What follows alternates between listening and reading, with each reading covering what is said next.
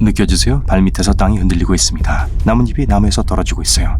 마치 몇 초마다 작은 지진이 일어나는 것처럼 느껴지네요. 쾅쾅! 숲에서부터 뭔가가 여러분을 향해 다가오고 있어요. 이제 보입니다. 가장 먼저 눈에 들어온 건 거대한 엄니와 긴 코입니다.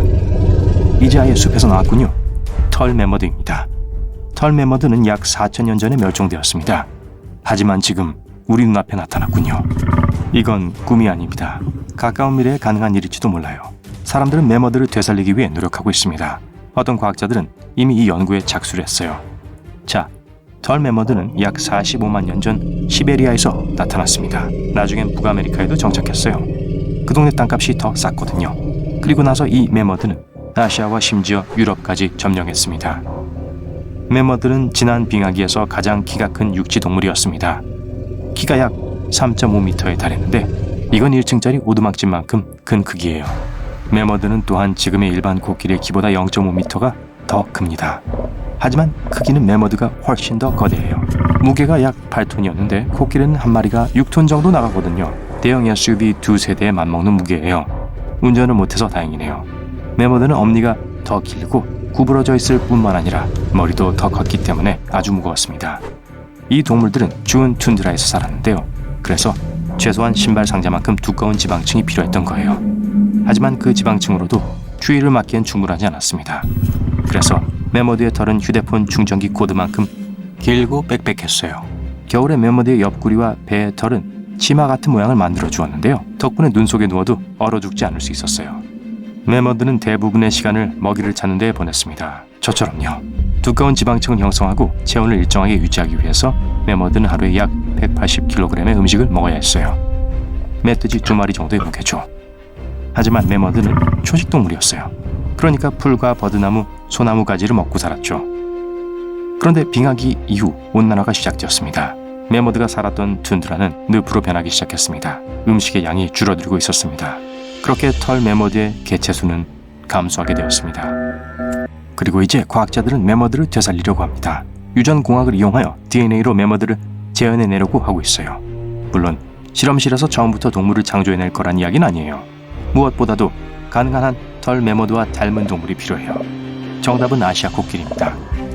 매머드와 코끼리는 둘 다 수백만 년 전 공통의 조상으로부터 탄생했습니다.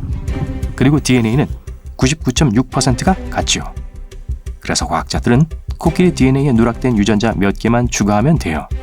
그러면 털, 필요한 만큼의 지방, 긴 엄니, 큰 돔 모양의 머리 등 매머드만의 독특하고 다양한 특징을 만들어줄 겁니다. 그리고 가장 좋은 소식은 우리에게 매머드의 DNA가 있다는 거예요. 매머드는 끝없는 겨울이 이어지는 지구의 추운 지역에 살았습니다. 그리고 이 영원한 냉장고는 매머드의 뼈뿐만 아니라 유전 물질도 보존해 주었죠. 과학자들은 매머드를 되살리는 데 도움을 줄 수 있는 특정한 게놈 약 60개를 알아냈습니다. 가장 어려운 단계는 이 생명체를 세상에 내놓는 것이에요.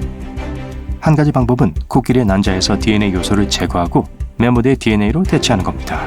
하지만 그러려면 코끼리 대리모가 필요하겠죠. 코끼리는 약 2년 동안 아기를 품고 있다가 첫 번째 매머드를 낳을 겁니다. 하지만 과학자들은 이 선택에 의문을 제기합니다. 매머드 무리를 만들려면 수십 년이 걸릴 것이고 그러려면 아주 많은 수의 대리모가 필요할 테니까요. 또 다른 선택은 인공 자궁을 만드는 겁니다. 요즘엔 배아가 안전하게 발달할 수 있는 주머니를 만든 성공적인 사례들이 나왔으니까요. 여기서 가장 큰 문제는 주머니 그 자체입니다. 충분히 크고 튼튼해야 하거든요. 2년 동안 자라나는 아기 매머드를 품어야 하는데 임신 기간이 끝날 무렵엔 약 90kg의 무게를 견뎌야 할 겁니다. 하지만 매머드처럼 코끼리가 모기의 사회에 산다는 것도 기억해야 합니다. 그리고 코끼리가 태어났을 때 가장 먼저 보는 건 어미입니다. 이 둘의 유대감은 아기 코끼리가 자라면서 수년간 강하게 유지됩니다. 그래서 많은 사람들은 이런 식으로 매머드를 낳는 것은 매우 비윤리적이라고 하죠. 하지만 과학자들은 연구를 계속하고 있습니다. 자신들의 목표는 이미 존재하는 유전공학 기술을 개선하고 미래에 적용하는 것이라고 주장하면서요. 이런 식으로 우리는 멸종 위기에 처한 동물 종들을 구할 수 있을 겁니다. 하지만 왜? 애초에 털 매머드를 되살려야 할까요? 일부 과학자들은 이 동물이 지구의 생태계에서 중요한 역할을 했다고 생각합니다. 요즘 시베리아와 북아메리카의 툰드라는 점차 따뜻해지면서 많은 이산화탄소를 배출하고 있죠. 그러면서 지구를 점점 더 따뜻하게 하는 온실 효과에 기여하고 있습니다.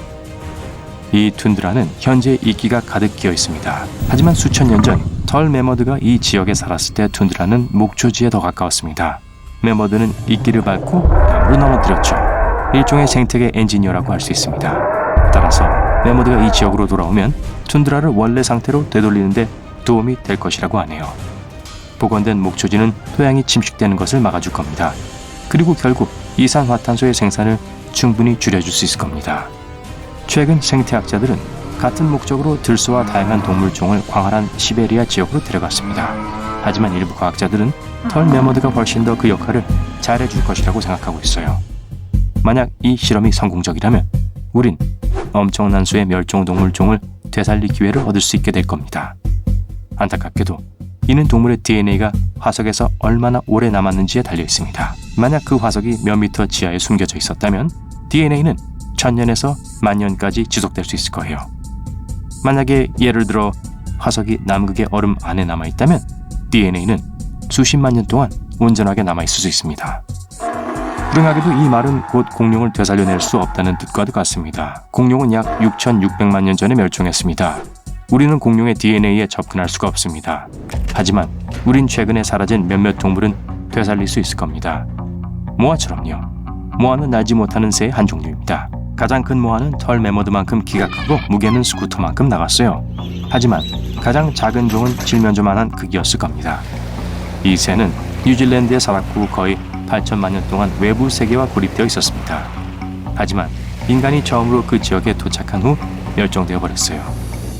스텔러 바다소도 그렇죠. 이 바다소는 고래 다음으로 가장 큰 수중포유류였습니다. 길이는 리무지만큼 길었고 아프리카 코끼리보다 무게가 더 나갔습니다. 스텔러 바다소는 생활 방식이 아주 게을렀어요. 해안 근처에 살면서 대부분 해초나 해조류를 먹었습니다.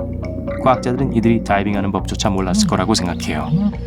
코끼리 새는 새지만 날 수는 없었습니다. 이 동물은 타조보다 키가 2배 더 컸고 몸무게는 보통 사람보다 10배 더 나갔습니다. 마다가스카르에 살면서 타조처럼 알은 낳았는데요. 비록 코끼리 새는 거의 1000년 전에 멸종되었지만 이 새의 알은 여전히 발견되고 있습니다.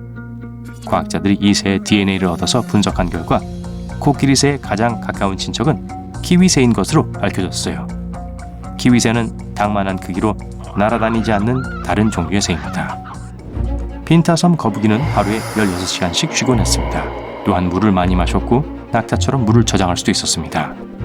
각각의 동물은 먹이 사슬 뿐만 아니라 생태계에서도 각자의 역할이 있습니다. 한 동물이 멸종하면 다른 동물들에게 큰 문제가 생길 수 있고 이러한 연쇄 반응은 전체 생태계를 파괴할 수 있습니다. 예를 들면 공룡은 운석이 지구와 충돌한 후 바로 사라진 것이 아닙니다. 그 충격으로 인해 지구 전체에 불이 붙게 되었고 그러면서 초식 공룡의 먹이 양이 줄어들게 되었죠. 그리고 그 동물들이 사라지자 육식 공룡들은 굶기 시작했습니다. 그리고 나서 모든 공룡들이 점차 지구상에서 사라져버린 거예요. 많은 과학자들은 우리에게 멸종된 종을 되살릴 수 있는 유전공학 기술이 필요하다고 생각합니다. 몇몇 동물들이 따라잡거나 살아남기에 지구의 기후변화의 속도는 너무 빨라지고 있죠. 이 과정에 인간이 개입하면 많은 생명을 구할 수 있습니다. 또한 만약 무슨 일이 일어나거나 지구상의 모든 생명체가 멸종된다면 이 기술은 인간을 재현하는 데 도움을 줄 것입니다. 그러니까 우리 DNA를 보존할 수 있다면 우리 종족을 되살릴 수 있다는 거예요. 그치만 그 일은 누가 하죠?